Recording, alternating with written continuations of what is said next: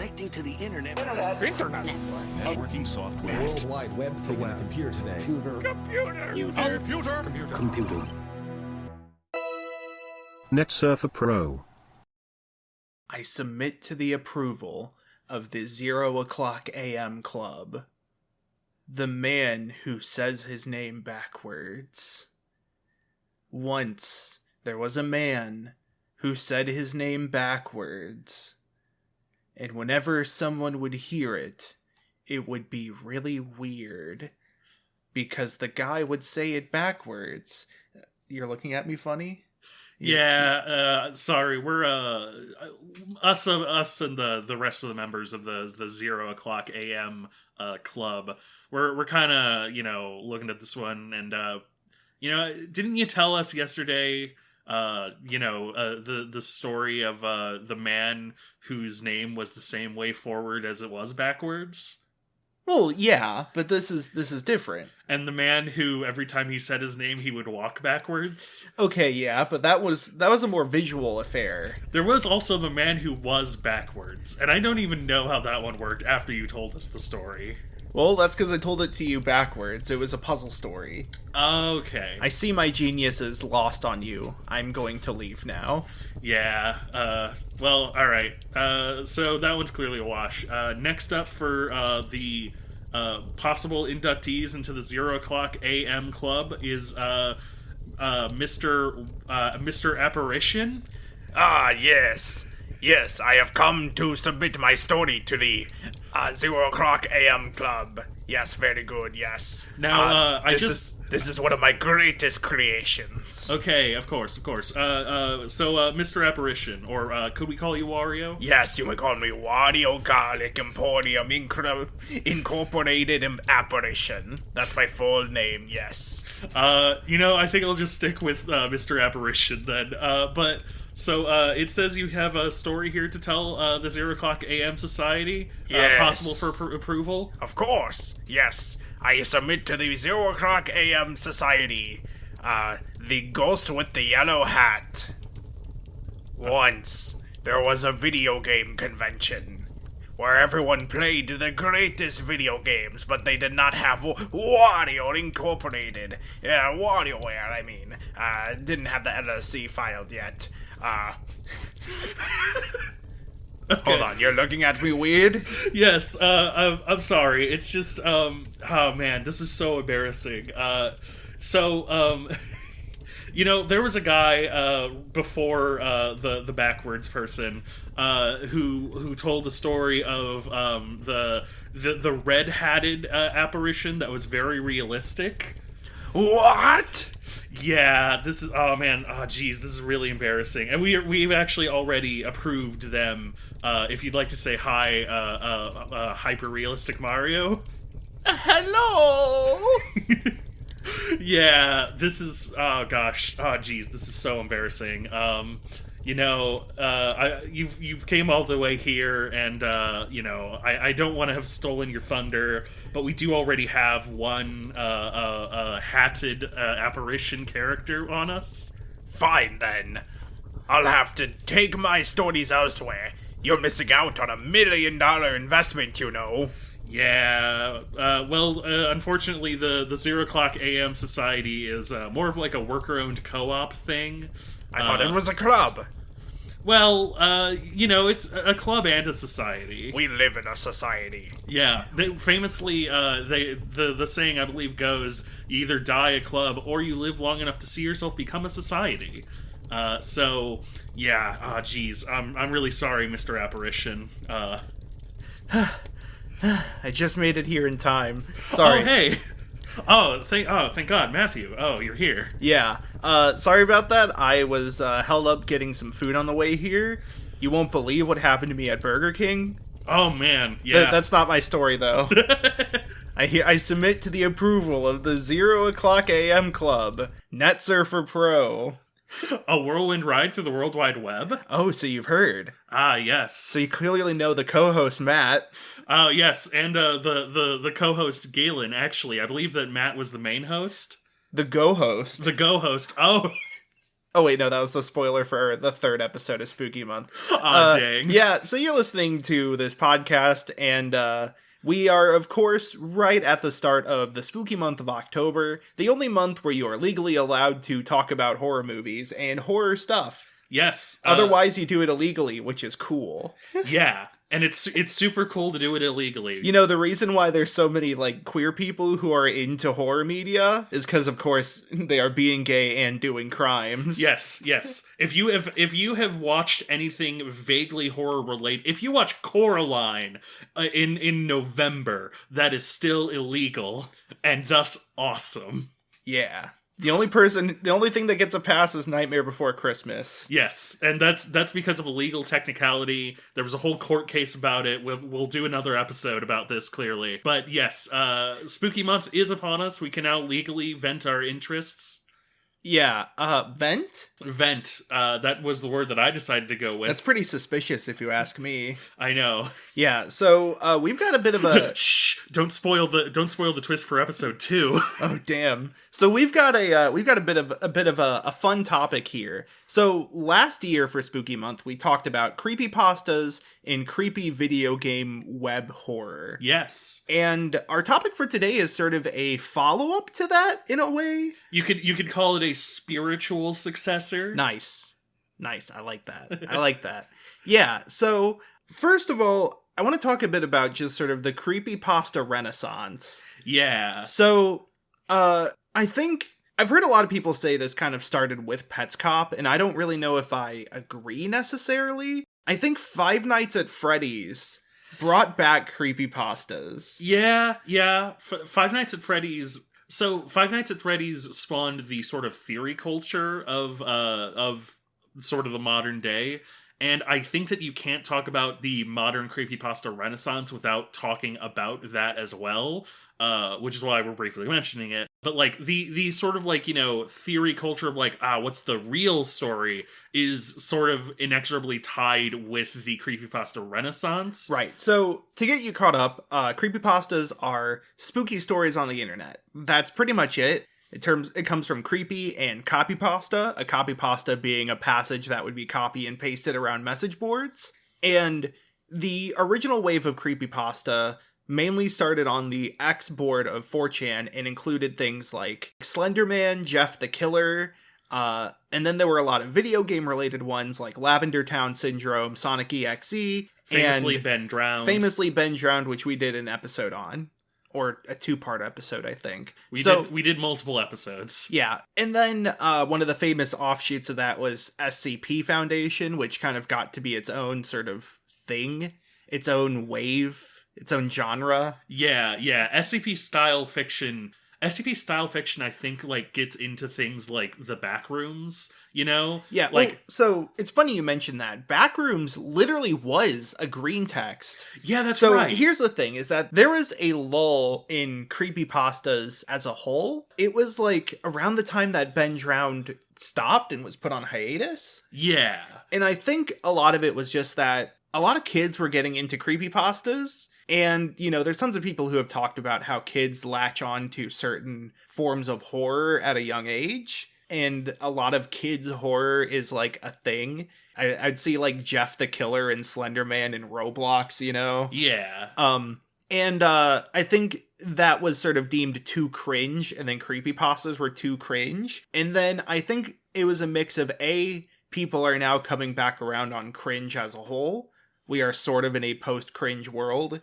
B, the kids that were into that thing are growing up and doing their own, like, YouTube channels and making their own art. And C, Five Nights at Freddy's. Yes. Which, as I said, was like, that kind of brought kids' horror back into the spotlight. It really took what was memeable about things like Slenderman and cranked it up to 11 in, like, the Slender video game. And it got a whole lot of other people interested in this thing, and a lot of people also saw money in the amount of clicks it could give you. Yes, that's how we get things like, I don't know, Poppy's Playtimes, Bendy and the Ink Machine. We're not going to get into those. Yeah. But at the very least, not this spooky month. Right, but that led to Pets Cop, which was a sort of web series, web fiction, creepy stuff around a haunted, quote-unquote, maybe not haunted, PS1 game. Yes. And since then, there's been a resurgence in creepypasta as a medium. As you said, the Backrooms literally was a green text, and that has sort of been its own thing with its own mythos. Yeah, liminal horror is kind of its own, like, branch of web horror nowadays. Yeah. And as we were talking about, the idea of like a creepypasta monster, a thing that will kill you or be spooky, still is alive and well. And ironically. Yes. And so that's the first element of the like Powerpuff Girl soup that we're making here. Then the spice is low poly horror. Yes, low poly horror is I would say honestly we're in peak low poly horror right now. Yeah. I think we're like kind of past the peak a little bit. We're kind of winding down a little bit. I think people are getting tired of every itch.io horror game being a low poly horror thing, but I don't want that to sound like I'm knocking it. I love low poly horror. I want to specifically like shout out Kitty Horror Show does not do like specific PS1 horror style things, but there's a lot of inspiration in the games that she has made of low poly aesthetics and horror, and also Puppet Combo, rather famously. I don't know if I can necessarily say famous. I know that like a lot of streamers have played their games, a lot of like high profile YouTubers have played their games, but I don't know if I could say like, oh, they're big now. But yeah, they're notable in the scene. yes, they really latched onto the PS1 style thing and made a lot of like 80s slasher inspired low poly horror games. And then, of course, we have the PS1 demo disc, the haunted PS1 demo disc. I also want to shout out Arcane Kids, who did Bubsy Visits the James Turrell Retrospective and Sonic Dreams Collection. Yes. Where those weren't as much about the PS1 style of, like, what's it called? Like, dithering and sort of distortion almost and mist and stuff like that, as they were about just low poly aesthetics and mimicking low poly games. Yeah. And I also want to shout out Dustin Bragg, who was the director of Yonoid 2 Enter the Void, and now The Big Catch. Nice. Which is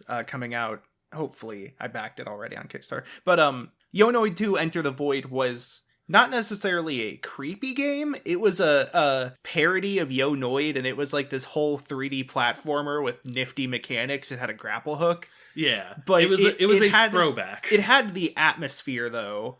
It had like this weird sort of, it felt like there was a shoe waiting to drop. Yeah. What these all sort of draw inspiration from is like Silent Hill and Resident Evil. The horror game genre didn't start on the PS1. It started on like the PC-98 and PC Engine line of computers with visual novels and such. But the horror game genre as it was in the West was popularized on the PS1. Yeah, survival horror specifically is the generally I think what is considered like Resident Evil and Silent Hill to have spawned essentially is the survival horror genre, but even the more broad sort of like stylizations of them of using the PS1 limitations to the advantage of, you know, like high tight fog and like weird, you know, low poly models that imply something more horrifying. Right. That definitely like started with them. Yeah, from what I understand, the way that the PS1 renders vertexes is like really weird. It does the thing where it draws them as pixels from what I understand, but like the actual pixel content of the line varies a lot depending on your perspective. Don't quote me on this, I'm not a graphic engineer, but I believe that's why, like, straight lines look wobbly on the PS1. Yeah, you're not a graphic engineer, you're more of a modest engineer. True. You would, like, hit your hand with a hammer and you'd be like, ah, son of a biscuit. Well, yeah, so PS1 Demo Disc is a sort of annual collection of short horror game demos and, like, one-offs that are all sort of organized around usually some sort of hub. Previously, it was just like a menu that you use to play these games, when in recent times, the hub itself has been its own mini game with like collecting items to open up different doorways.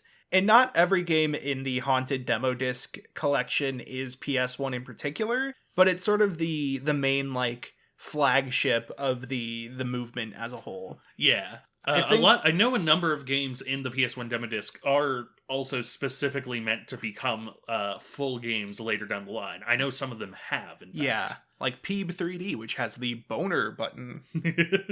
Boner.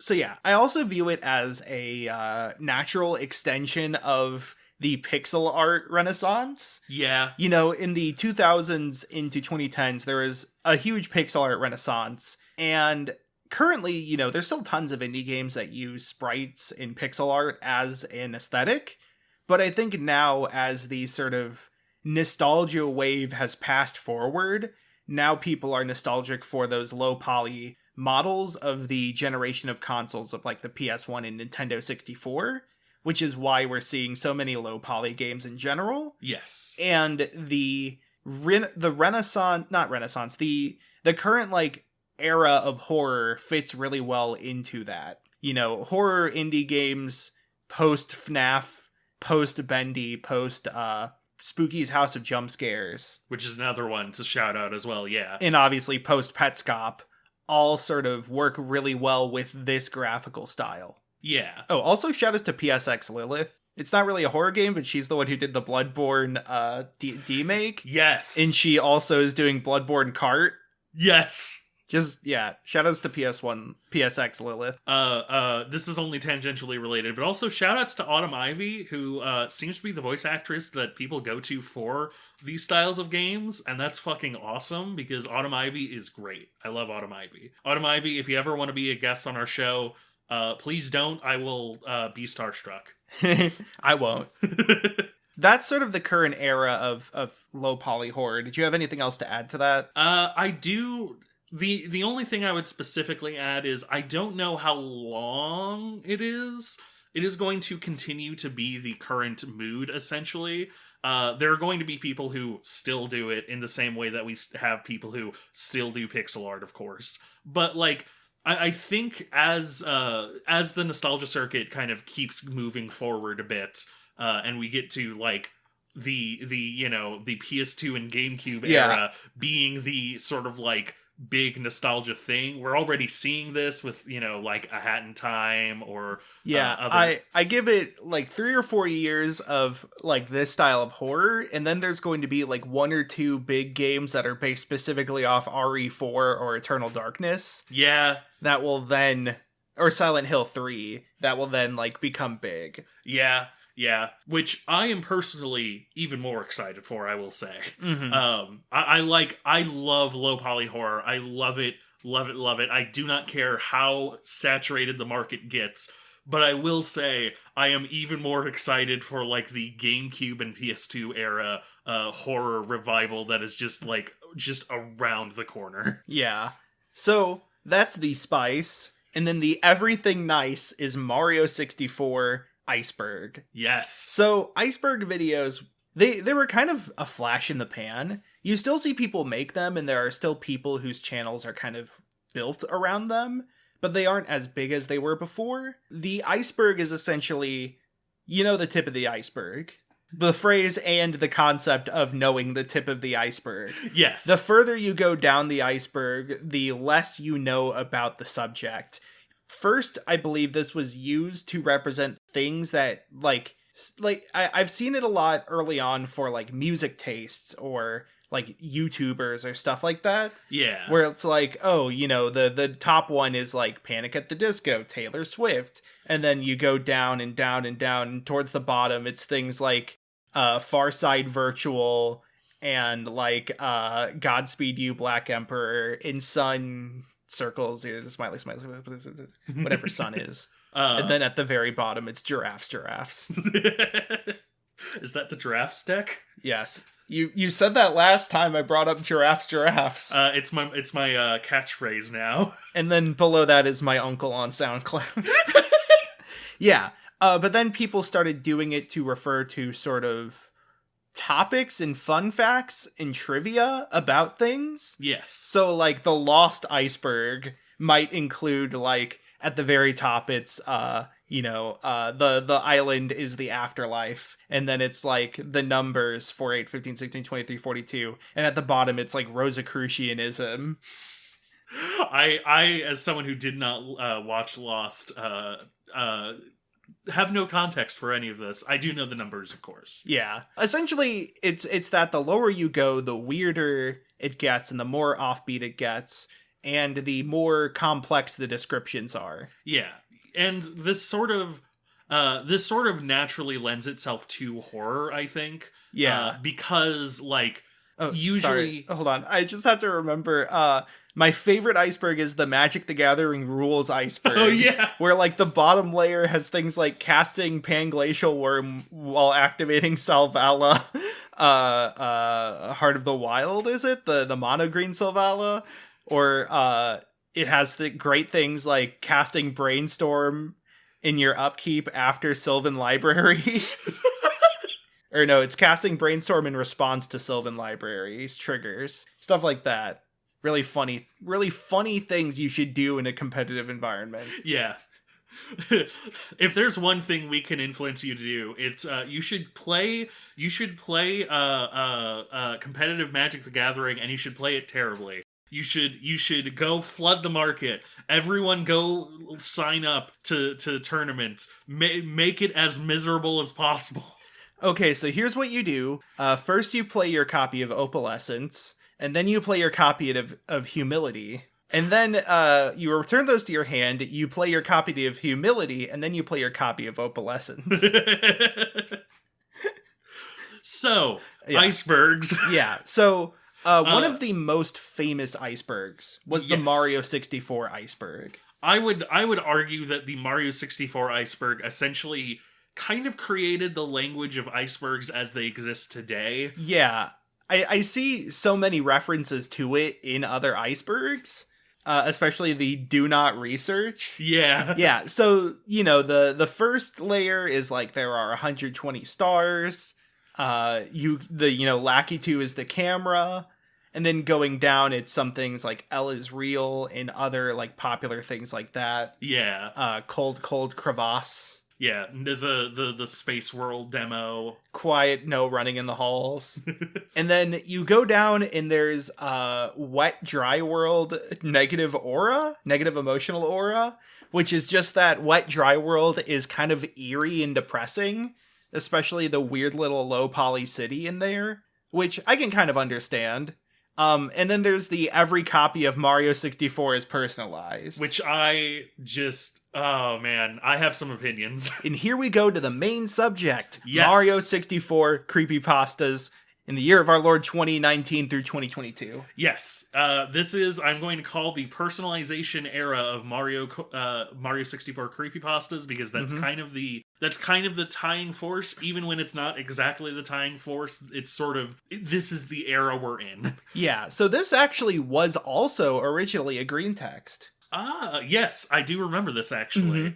The green text was essentially positing that the reason that we have childhood stories like so a non-Mario's example of like, oh yeah, I used strength on the truck to find Mew. Those types of stories, those types of like childhood playground rumors, it posits that the reason we have those for Mario 64, like your L is real, like your, I went into the painting at the back past Lethal Lava Land, that sort of thing, is not necessarily just because kids are liars or kids misremember things, but because every copy of Mario 64 comes with a personalization AI. That's not actually what the original one said. That's not actually the original one? The original one just said, have you ever played Mario 64 at a friend's house and it felt kind of off? Like it's not the same one that you played? That's because every copy of Mario 64 is personalized to make it a little different for each player. That's so much worse, and that makes me dislike it even more. Yeah. Go on. Yeah, so the original thing was more so like,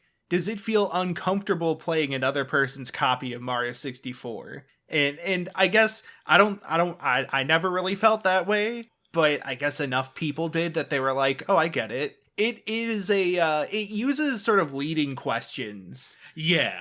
Like, sure, I don't feel that way, but if you're asking about it like that, then maybe somebody else does. Yeah. It reminds me a lot of Lavender Town Syndrome, where it's like, I never felt headaches from the Lavender Town music, but maybe some people did. Yeah. And I will say, I played my friend's copy of Kingdom Hearts 2 for over a weekend, and did not get any creepy vibes from it. No spooky piglet heads or anything. no, see, that's the thing, is that Kingdom Hearts 2 is only creepy when you own the copy. Ah, gotcha. But yeah, and then it did get taken sort of further and developed further in a very communal fashion into what you were describing. Yes. The sort of running theme was that there was this AI of some sort that would modify the game as you played it, which is kind of a neat idea. Yeah, it's so like on the face of it, it's, you know, if the prompt is what if kids' memories were not bad, what if they just literally had a different copy, that's kind of a fun idea. And it's kind of a fun little explanation of like, yeah, clearly you didn't have freeze world or whatever. Clearly you didn't have Freeze Easy Peak in Mario. Because your copy was personalized to not have that because you don't like ice levels. Mm-hmm. And like, you know, it's a cute little idea. And then we have the creepypasta aspect of like, okay, we have this base idea, you know? We have this baseline idea of there's a personalization AI that makes every copy of Mario 64 just a little different. What if it made things just a little different and just a little fucked up? Yeah. The works that sort of spawned from this all kind of had the same baseline assumption, or baseline, I don't know, like, it was made with the idea that the AI would make things weird and creepy, and it would always sort of spiral downward like that. Yeah. And this appears in sort of a few different works that we've specifically chosen to highlight, but I really quick want to bring up two things about this. As we sort of alluded to, Mario 64 had a lot of playground rumors, like L is real, or, you know, being able to play as other characters. I also think it's really funny that Mario 64 DS, upon having Luigi, had its own Waluigi is real rumor. Yeah. I still think that's great. Check out the Big Yellow video about it. So there were a lot of rumors and such about Mario 64 as a whole. But there are two very interesting bits about the game. One is that Mario 64 was decompiled in, I want to say 2019 or 2020, meaning that the code was recreated as it originally was. Normally when you make something like a game, you program it in your programming language, and then a compiler turns that code into baseline machine code for the machine to run. Yeah. A decompile is to turn it backwards from machine code into regular code, which is very hard to do. This has led to a huge resurgence in a huge gained interest in ROM hacking. People are able to inject their own mechanics and code way easier because they can write it in something like C++ or JavaScript and then compile that into the game alongside the rest of the code. You don't have to code in assembly, which is very hard to do if you're not Chris Sawyer. It's the equivalent of and I'm sitting here trying to think of a good metaphor. It's the equivalent of camcorders. Okay. Hear me out. Justify yourself. I'll sit here. Camcorders allowed for home movies to be a thing because it made the actual like technology behind film cameras accessible to people. Okay. You're not necessarily, it's like Be Kind Rewind, you know? Yeah. They film over the movie. Yes. Because okay. they're able to get the technology to do so. So I was going to use an analogy of like I'm going to say a car. Okay.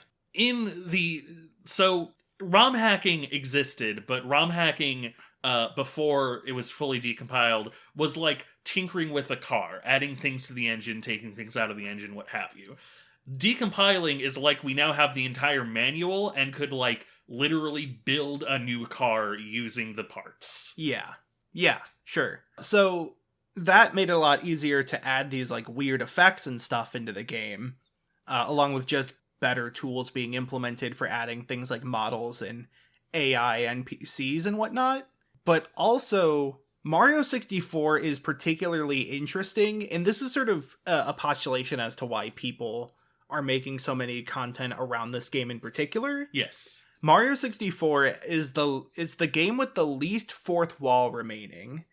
So essentially every part of Mario 64 has been deconstructed completely by fans.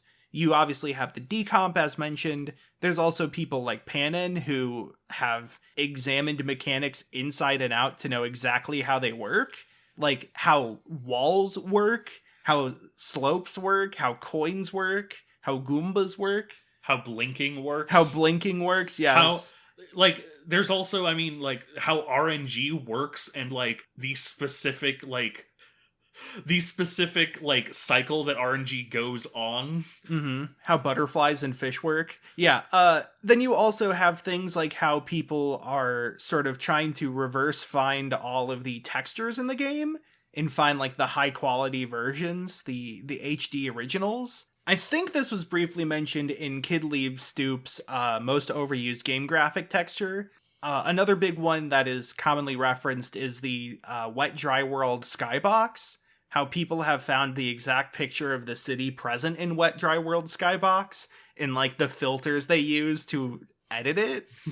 So people have recreated an HD version of that Skybox. Yeah, it's interesting because not only is the game itself decompiled, we kind of have more than a couple of bits of the story of the developers themselves making it, essentially. Mm-hmm. is the way that I'm going to phrase it, where it's we don't just know the end result of the game. We also basically have a lot of, through decompiling and stuff, not just through interviews and stuff, we have a lot of the story of why developers made certain decisions that they did, and those that we don't have answers for, we're generally kind of seeking answers for. Right. And there was also the 2020 Nintendo leak. Yes. There was a big leak, a ton of Nintendo stuff got leaked. It's how we learned about the precursor to Yoshi's Island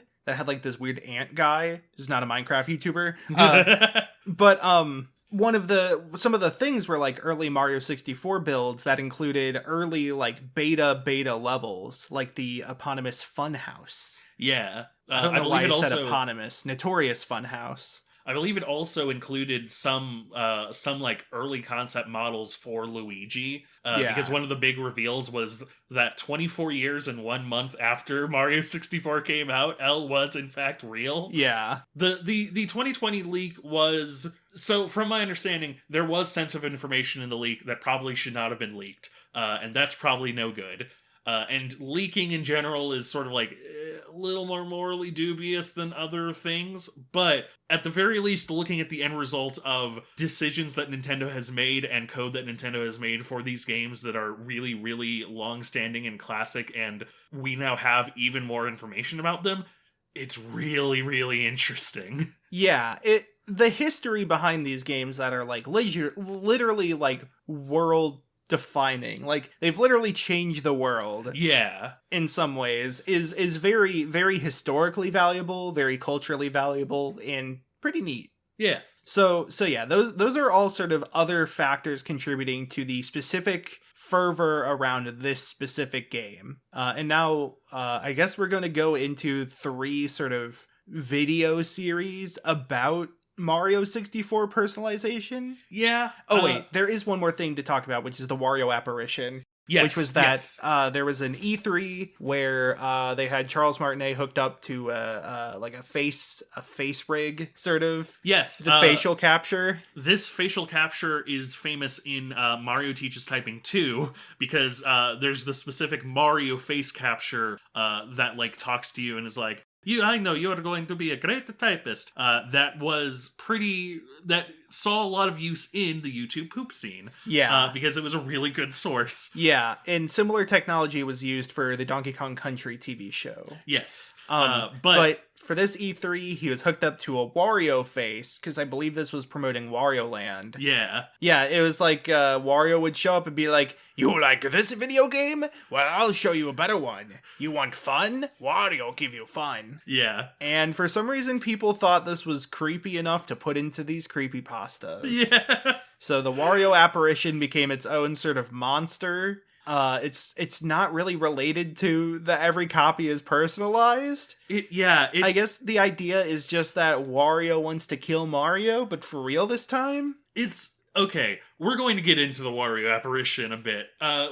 We have one sort of main topic here, but we have a couple of side topics which are sort of the creepypastas of it. And the side topics are going to be a little more my domain here. Yeah. So the briefest one of these we're going to mention is the SM64 Beta Archives. This was a YouTube channel that was I think did a lot of... I think it was slightly before the personalization stuff. It was definitely more in vein of the leaks. And the ideas present were essentially like... It was sort of making things a bit creepy by association. One of the more famous things is like an animation showcase that mentions like, oh, these were mocapped off of real people. And, it shows, Mario does a run and like Bowser does a stomp. And then there's one where it stays uncomfortably long on the Mario drowning animation. And it just kind of like stays on it. And you watch it and you sort of remember like, this is mocapped, right? Yeah.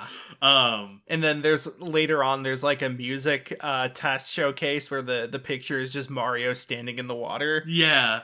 Mario standing in the water. Water is a big theme of the thing, and like drowning as well. It is unfortunately the one I have the least to say about, because while I think it was quite good and it actually like had pretty good potential, the creator, or at the very least the person who was running it, because there were multiple people contributing to it. Director. Yeah, the director was apparently a piece of work, and according to it, kind of had a big falling out between the people who were creating the actual sort of content for the videos and the director who was directing it.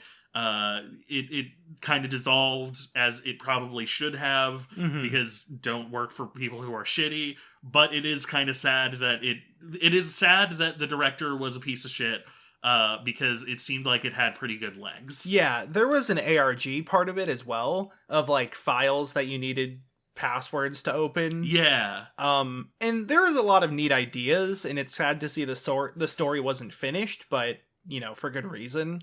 I will say it has something really funny, which is that all the characters are American. Or not American, they're British. All the characters are British. Yeah. So this is a running theme in a lot of Mario 64 creepypasta stuff, is that they can't possibly imagine a Japanese person. So all the main characters are British that just happen to be working on Mario 64. Oh, don't worry, not all of them. The next one actually has an American. Oh, nice. Yeah, they're British or American working for Nintendo to make this new video game. Yeah. Like, okay. That always gets me a little bit, because, like, I understand work with what you have, and, like, it's not like there weren't American and British people working on the game, but, like, if the idea is the beta build and, like, the earliest stuff, that stuff's obviously going to be Japanese. It's a thing of, like, it seems like they wanted to make the creepypasta and all the videos and stuff, but they didn't have any Japanese speakers or know any Japanese speakers. Yeah. And they obviously didn't want to use Google Translate, because you shouldn't use Google Translate for your work. Yes.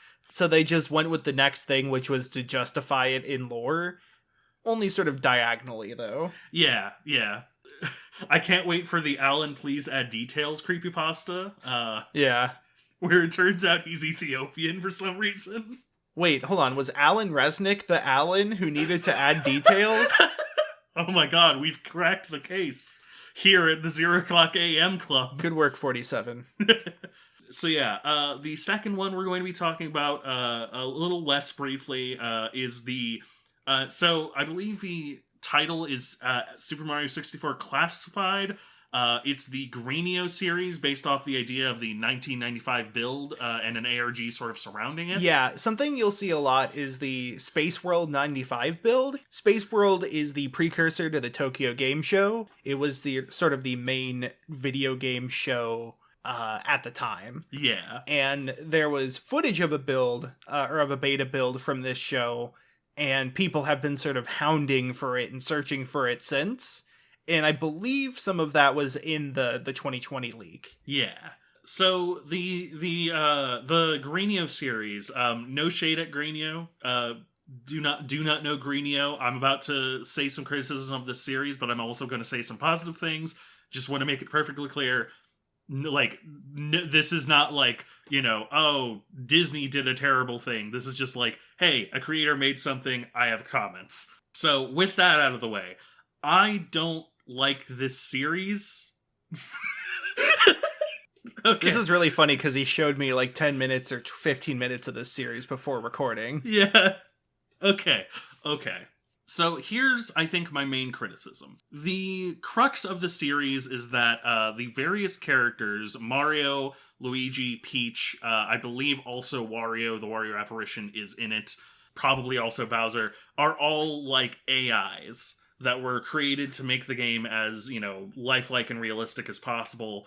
It's sort of, it's similar to like your sort of FNAF inspired things of like, we're going to use real artificial people to make things as lively as possible. Your Harmony and Horror. I believe in the fiction they are not like children's souls or anything. I believe it is just AI that were created for this.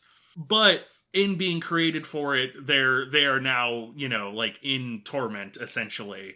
And the series kind of follows the person who sort of like kicked off this torment accidentally, and his attempts to like, his somewhat fruitless attempts to like rein it in and like free them of their torment. And I guess the core of this is just, so famously when I talked about the Tri-Ride archives, I said I don't give a crap about dead kids. Mm-hmm. And I don't give a crap about AI either. Wow, you hate so many people. I know. Like, here's the thing. You play Soma all the way through and you're like, okay?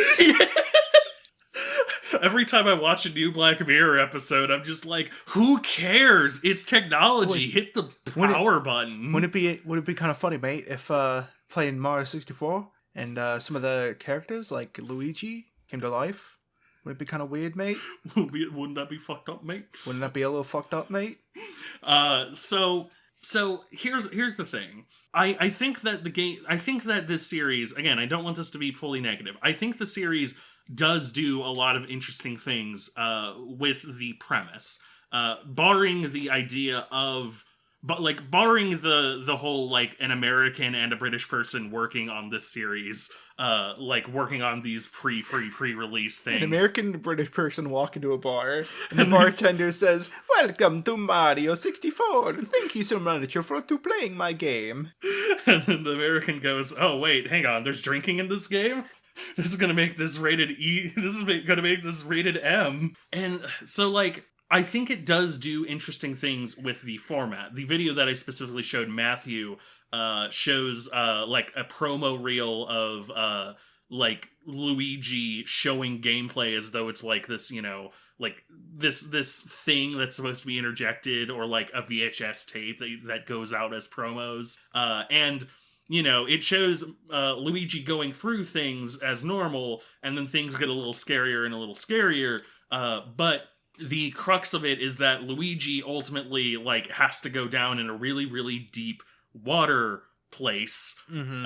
And like, you see Luigi pick up coins every now and again, but like, it's pretty clear there really doesn't seem to be an ending to this.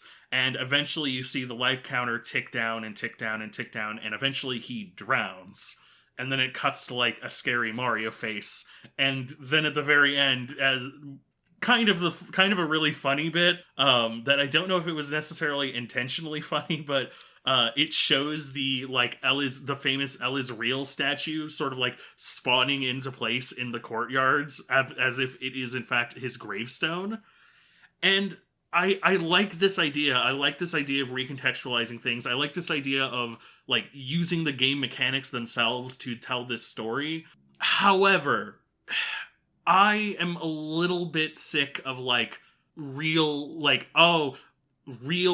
people are trapped in the video game, or like real consciousnesses are trapped in the video game, that kind of I'm trapped in the game.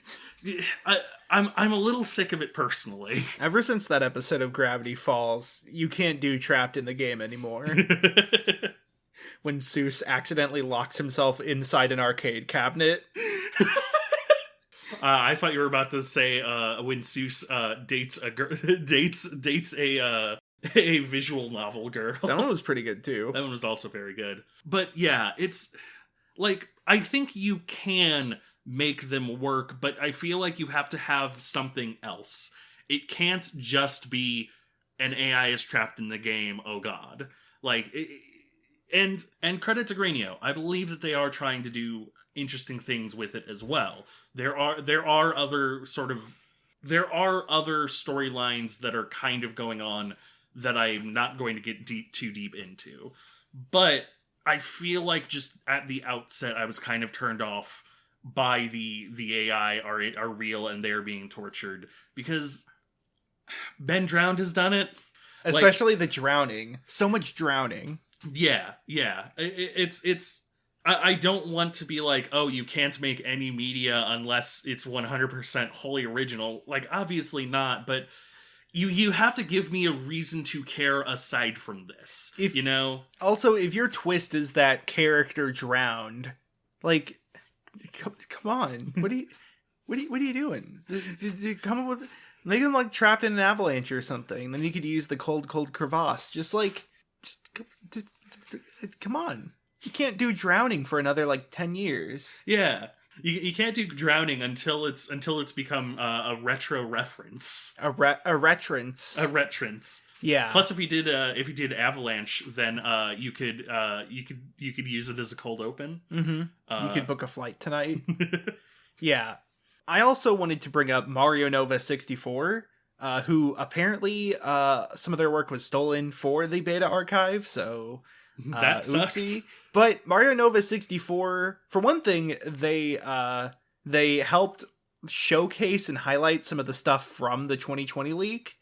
They also are working on an actual recreation of the Space World beta, from what I understand. It's hard to tell how ironic it is or not, because Mario Nova has also done a lot of ROM hacking, and it made a few sort of videos along the lines of the personalization stuff. The most notable one was the internal plexus video. The premise was more along the lines of the Wario apparition for some reason. But there was that one, and then there's sort of a few others that started with breaking the barrier, where Mario, the person playing the game, tricks the like trap door in front of the first Bowser level and goes past it. And then there's another trapdoor past it. Yeah, which is a great comedy bit. And then they get trapped in like this sort of underground basement area that reuses some assets and otherwise uses some new assets. Has a lot of really funny signs from the Koopa, like from Bowser's army building the basement. Yeah. There's some fun bits of like there's a mirror that doesn't have anything on the any Mario on the other side. It's just the level being reflected, and there's a sign that says "The Incredible Vanishing Mirror. Show your surroundings with you nowhere to be seen." Yeah, which is a bit about how you can't do reflections in video games. They just have another model. Yeah. I think what really like makes that sort of not series but like series of videos to me is that they are not trying to be creepy. There's the occasional one that is, right, except for the internal plexus. Yeah, that one's sort of like standalone. Yeah, the internal plexus stands alone, but I really like I really like the series we're talking about. because it's more just sort of like exploration into... It is stylized like somebody who found this secret in this video game that's 20 years old and is just sort of showcasing it. Mm-hmm. And I love that style. Like, I love that take on it rather than sort of just the creepy take. Yeah, there's a little bit of like eeriness and creepiness, like the switch button that says like this will activate all cap switches and then some. Yeah. And there's something weird about when he goes through the mirror with the vanish cap, and then like there's something on the other side of the door and it's Luigi, and it's kind of weird. But I love the like few videos in the series because it's very much not like meant to be. It's not trying hard in the sense that it's not like trying too hard to be creepy or weird or eerie. Yeah, it kind of lets the atmosphere speak for itself. It has a little fun with the concept. I specifically like it because it feels like any of the creepiness is creepiness that would be in Mario 64 otherwise. Yeah. Like, it's not, you walk into a room and there's a giant hallway that's blurred out by fog. It's just like, it's the creepiness of Mario 64 baseline. You know, it's that weird sort of like uncanny feel. Yeah, like why is the castle so empty still? What's with this city that's kind of here being flooded? Yeah. I love... So, it's hard for me to find Mario 64 creepy stuff creepy, because this is the game where the plumber goes, Yahoo! Yeah. Wahoo! It's the Bing Bing Wahoo game. It has such a legacy nowadays of being a funny game that it's hard to take it seriously as this weird game. Whereas, I want to shout out a ROM hack for Mario 64 called Elise, which is a horror ROM hack made for a recent competition by Simple Flip. Shoutouts to Simple Flips. The competition was made by Simple Flips, not the ROM hack. But because that one replaces Mario with like another character, it's a lot easier for me to get enveloped in the atmosphere. Because I'm not just listening to Mario go, oh, ha, wah. Yeah. Yeah. He isn't jumping forward and then sliding his butt across a floor and going Yahoo! Yeah. Whereas so the first one, the internal plexus, it has that like Wario apparition moment, but it doesn't feel tense to me. Whereas like the later ones, because they are a little more fun, I'm like, okay, I can get behind this. Yeah. The Wario apparition, I said we were going to talk about it, and I feel like the long and short of it is, it was somebody used that like Wario will show you fun clip and like face model, and just kind of it became a trope in these styles of creepypasta, and like I don't know why it caught on. Yeah. Because I don't know why it caught on in a serious manner, because it's inherently kind of goofy, to me, at least. Like, it's inherently a little bit goofy that you turn around, and then there's a giant disembodied Wario head. Like, there's a reason that hyper-realistic Mario became kind of a punchline and shorthand for bad creepypasta. So, I think it reminds me of the Backrooms monster. Yeah. So, yeah. I feel like a lot of internet creepypastas, people want them to have monsters, even if it wouldn't make sense for there to be one, or even if it doesn't really need one to be creepy. So, like, the Backrooms, for me, the idea of being trapped in this infinite indoor space that kind of just looks dim is creepy enough that it doesn't need a thing to chase you. Yeah. But that doesn't stop other people from putting in a thing to chase you. And I don't like that, but I guess enough people do. Yeah. I think this is the same thing where it's like people wanted a monster to chase you in the Mario game, but they couldn't do Bowser because you kill Bowser in the game. So they had to get weird with it. It's I don't want to say they're wrong for wanting it, because I feel like that's too much of like calling other people cringe, yucking yums in a way. But like, I'm willing to accept let people enjoy things as the rebuttal to this. And I will accept let kids enjoy things, especially when it's something like a Wario monster and not like a fucked up monster. Yeah. But what if it was a fucked up Wario monster? Oh, well, that's... I have to really reconsider my positions then. I think just as from our perspective, as not being the youngins, it's a little cringe. It's not even necessarily, I wouldn't call it cringe. It's more just kind of like, to me, it's more just like, I mean, really? Is that the payoff? It's wacky. Yeah, it's wacky. It's inherently a little wacky, and there's nothing wrong with horror being a little wacky, but like... I mean, it's camp. Yeah. Kind of. It's kind of campy. It's campy. It's campy. All right. Campy, much like we're currently doing around this campfire. Yes. We here at the 12 o'clock a.m. Nope, you messed it up again. Oh shit. Oh god. 0 o'clock a.m. club. Right, 0 o'clock a.m. club. Yeah, this will be on the test. So, we've talked a bit about sort of the video side of things, the creepypasta side of things, but we haven't really talked much about the game side of things. Yes. Which was supposed to be our main topic. We're already an hour in, so this will be a little short. But there was a Mario 64 ROM hack that got kind of popular on YouTube and Twitch with streamers and whatnot, called Super Mario B3313, or Super Mario Internal Plexus. And if that name sounds familiar, it's because it was from 10 minutes ago. just a little long time joke for you longtime fans. Yeah. I got you. Thanks, Billiam. Yeah. So this was a ROM hack that sort of incorporated a lot of the ideas and visuals and motifs of mainly Greenio in Mario Nova's videos over Mario 64. Where, like, looking at Greenio's series, there's, like, the red, white, and blue textures on the bricks in the castle. That's used. A lot of the, like, yellow wallpaper walls from Mario Nova 64's videos are used.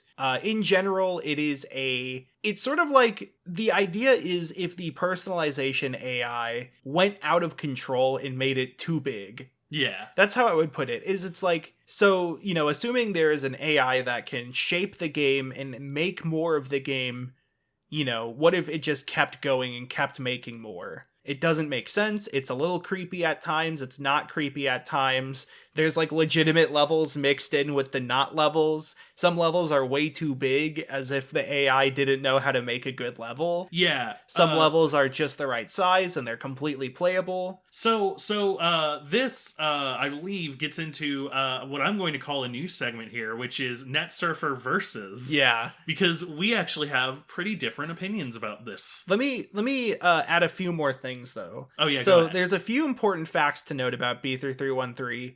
A, it's huge. There's more stars than the original game. B, what I'm going to call a LSD-like, named after LSD Dream Emulator. Nothing else. Yeah. So, where, like, there are things that don't seem like doors that are doors. There are things that will teleport you elsewhere when you touch them or visit them. The navigation is intentionally vague and dreamlike to lead you more to wandering. There's not like a huge consistency with the layers of the castle. It's not like the only version of the original castle lobby is sequestered away throughout like 10 pathways, 10 layers. Very House of Leaves in that regard. And the important thing to note if you play the game or watch the game is that the main lobby that you start in has 3 variations that it randomly cycles through. And so, like, these variations have differences you can try to track in terms of, like, what paintings are accessible. But overall, yeah, there's, like, 3 variations on the castle. Yeah, it's it's an interesting sort of, like... So, okay, I'll leave the positive aspects to you, because I don't hate this mod, but I did come away with it with much more negative opinion. You only watched it, too. I played through it a little bit on stream. I even made a little bit of a map. It's not complete, though. The actual map people have put together is really funny to look at. Yeah, here's the thing. I will put up a Galen is a cynic warning here, which is not 100% true all of the time, but specifically for this, even unlike the earlier criticisms I had, this one definitely gets it more into just, this is Galen's taste. Mm-hmm. Like, I look at, I can tell when a series that I like is bad and a series that I don't like is good. And this kind of, to me, feels like something that is actually really good that I just personally don't like. Yeah, whereas this is pretty far up my alley. Yeah. You're at the street and I'm hanging out with all these alley cats. Well, see, I'm here in the corner. I'm here in the spotlight. Sure. Losing my lives in Mario. Trying to keep the camera centered. But I don't know if I can do it. Said too much. Yeah. So, here's the first topic for this debate. Yes. My stance is that the vagueness of the navigation, including the fact that there are 3 different versions of the lobby, it means that you aren't supposed to navigate it. In that, I think that's fun. Yeah. I think it's fun being lost at times. So, my first pillar here is going to be, I think that the levels are too big. I agree with that, actually. That's not even a versus. That's just like, yeah, they're too big. My core criticism here is kind of, it feels like it has its finger in a lot of pies, and it at some point it runs out of fingers to put in pies. Nice. And so it starts having to use toes in pies. Mm. I know. Not nice. Unnice. It feels like it's an intersection between personalization style creepypastas, beta content, and an original thing, an original LSD like. And to me, it kind of it's a case where if you go too far in one direction, it leaves me asking questions about the others. So it's like, okay, this level, Freeze Easy Peak, that's not a level that's a level in Banjo, isn't yes. it? I said that as a joke earlier, and then I was like, hang on a second. The level with the snowman, for example. Snowman's Land. Snowman's Land. For example, that level is much bigger than it, needs to be. And, the snowman is kind of just a bunch of polygons. It's and so it leaves me this question of okay, the snowman being a bunch of polygons tells me this is supposed to be a beta level. This is way too big for the Nintendo 64 to ever handle. Yeah. So is it going for kind of this uncanny, halfway between beta and the final product thing? Well, I don't know. A lot of this feels too intact for me to really call this, that being the intention to me. Yeah. That's the thing is, I mean, for starters, it has more stars than the original game. Yeah. For me, I enjoy the prospect that there is way more than it seems. The fact that the level is big is kind of annoying to navigate. But on the other hand, the fact that it's a level that's within another level, and it's really big, and that it looks half finished in a way, I think that fits with the personalization theme of the AI just kind of extending its limb a little further, just as far as it can reach, and then just kind of ending there because it can't go any further. Yeah. And it kind of fits the beta because there is the uncannyness of this is content that was cut from the original game that is somehow in it now. Yeah. It does have an area that references the Funhouse, for example, the notorious Funhouse level. And so it definitely draws inspiration from beta content, but at the same time, I don't think it's necessarily meant to be a what if this were the beta.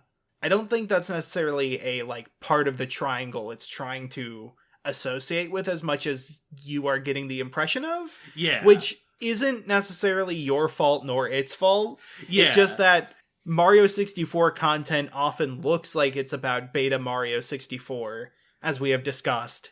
Yeah. And so when something has similar aesthetics, it's hard to divorce that from the other content and other works. I think the problem really was that when I was looking into it, I was looking into it from the perspective of someone who has seen and or gotten the summary of a lot of these Mario creepypasta, Mario personalization creepypastas. And so when I saw it, that was the immediate lens I was trying to look through it through, and it just it isn't really supposed to be a creepypasta at the core. Yeah. And well, A little bit. Yeah. It's not, the point is not that you are going to walk through a door and, like, you know, it's like, I'm an AI who's in existential torture. I swear to God, Greedio, I'm not trying to be mean. But the problem is that was the headspace I was in when looking into this and when watching you play it. And so that was what my mind was looking for. And so through that lens, it fails. But it's also sort of like, you know, it's like looking at an Oscar-nominated movie and being like, where's all the japes? Where's the humor? Yeah. You know? Or looking at a summer blockbuster action movie and being like, where's the serious parts? Yeah. Yeah. And so... Sorry, that was... I just want to... I know I just said it, but I need to reiterate that. It's like looking at a summer action blockbuster movie and saying, where's the serious parts? Where's the drama? I mean, that's fair. That's a subtweet. Anyway, so, yeah. Is that a subtweet of your co-host? No. Okay, good. It's of the internet. Oh, right. Okay, fair enough. So, yeah. I, on the other hand... Let me preface this that saying that La Mulana 2 is in my top 10 favorite games and La Mulana 1's in my top 15. I view this game kind of similar. So the reason I got a map out and I drew a map, I like games where taking notes is encouraged or rewarded. That's why I play a lot of puzzle games in games like La Mulana where like taking notes can be helpful, or like The Witness, you know. These are games where sometimes you need note paper, and I like that. And so I had played a little bit of B3313 when it first was released and gotten lost a lot and found that a little frustrating. But I think drawing a map and treating it as like an expedition made it a lot more enjoyable for me. Yeah. The puzzle of navigating was enjoyable. However, there were tons of people who did enjoy just getting lost sometimes. I think in particular there was a Vinny stream where he played it.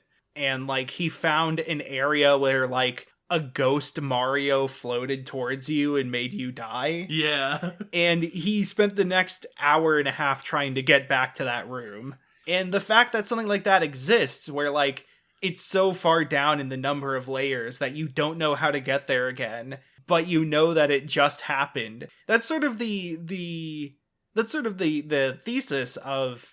you know, the whole personalization movement. Yeah. Is what if you kept going and there were layer upon layer, and at the bottom there was something really creepy in that it was just like unexpected. But the creepiness is that you can't get there again. It's too hidden away. Yeah. I will fully admit that I feel like the moment I were to play this, I would feel like a mess. I would be like, yeah, I was a hypocrite. Yeah. Like, you can't 100% it, by the way. Yeah. You can, but you're not meant to, and it's a fool's errand, and it's also not as fun.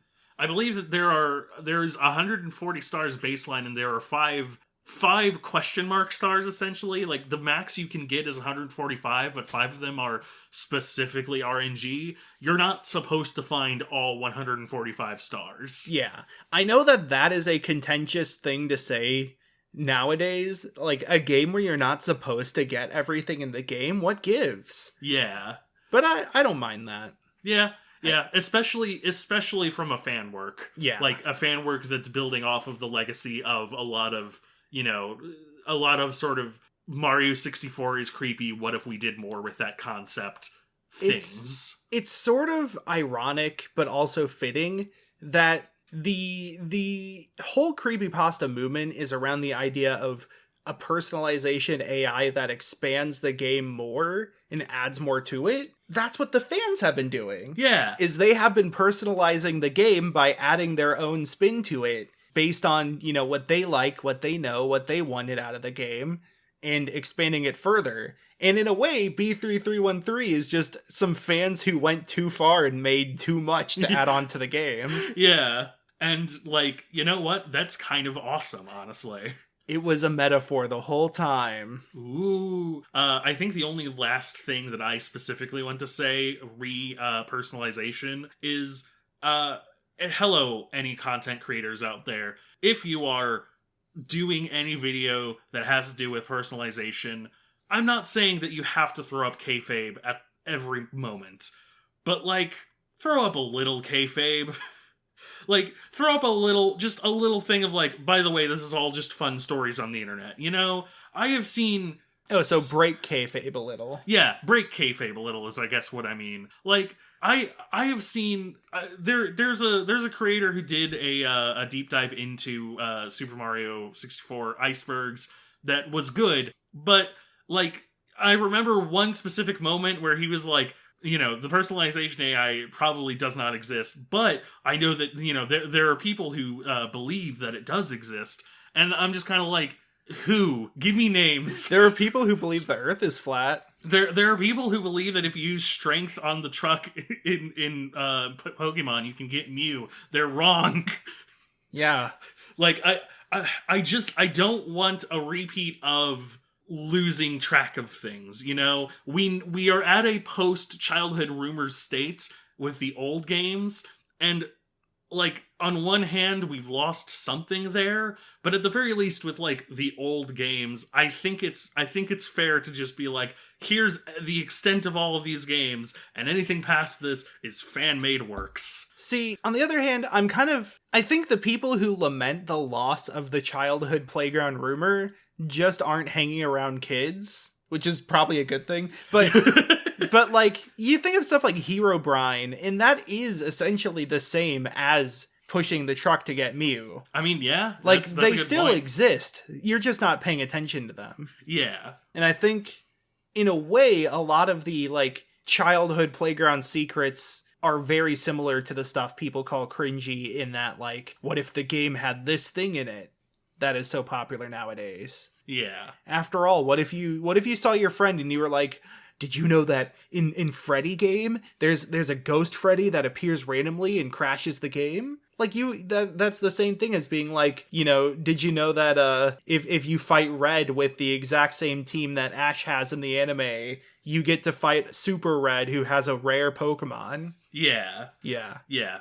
I don't know. It's a little thing that irks me, of just like, every time I hear somebody talk about it, I'm just sort of like, throw just one line of like, these are fun fiction series. Yeah. Please. Shoutouts to Liam Triforce, whose video on Mario 64 kind of inspired this episode for me. And shoutouts to Vinny, who recommended that video. And shoutouts to Simple Flips. Yeah, shoutouts to Simple Flips. Shoutouts to Pan and Coic as well. If you know Pan only through the 0.5 press Roch for Rolling Rocks video, that's valid, but like, holy crap, there's so much more than that. Yeah. Look up Uncommentated Panon. Oh my god. Yeah, shoutouts to the A-presses saved on TTC recently, by the way. God, yeah. It's phenomenal. And shoutouts to us, I guess. Yeah. You can follow us on Facebook and Twitter at NetSurferPro. We mainly post on Twitter because Facebook's kind of annoying. Yeah. But we have, updates on our new episodes. We have teasers on upcoming episodes. By this point, we will have had a teaser post for all of our Spooky Month episodes. Try to figure out what they all are. It's a fun little thing. You know one of them now. Yeah, you know one of them now, and I'm gonna step in front of you. Actually, I know that you usually do your. Sorry. It was very sudden. Yeah, I know. It'd be nice if you would say, like, ask me first before you step in front of me. That's a good point. I'm sorry. I really, could I take your thunder real quick? Just, yeah, sure. Awesome. Thunder. Thunder. I'm going to do my socials first, because you can find me on Twitter and on TikTok at Galen Wilson. That's at GALENWLS0N, where I post my hot takes and sometimes fun videos. And of course, you can also find me on YouTube at The Only Galen on YouTube. But if you want to find me on Twitch at twitch.tv/machinegunvampire, I will be streaming one of our topics at some point in the near future, definitely within the week that this comes out. I will be streaming. You can get a hot sneak peek as to what that topic is going to be, because it will be a fun time. Also, you can probably guess it's a video game right now. Yeah. I'll be streaming a book series. Ooh, nice. Audiobooks live. You can follow me on Twitter at Twackaroo. That's TWAKAROO. Where I tweet about how I'm doing. I like things, I reply to things. It's a Twitter account, what do you expect? But I also tweet when I go live on my Twitch stream at twitch.tv/twack, where I play roguelites, competitive games. I started playing through Pikmin recently, and I'll be finishing that. And I might stream B3313 some more, or I might stream one of the other things we're covering this month. This month. So I guess that spoils another of the things in that it might be a video game or a book. Famously, those are the two things that you can stream on Twitch. Just reading. And I guess that's it for this story. Yeah. How do we think about this meeting of the 0 o'clock a.m.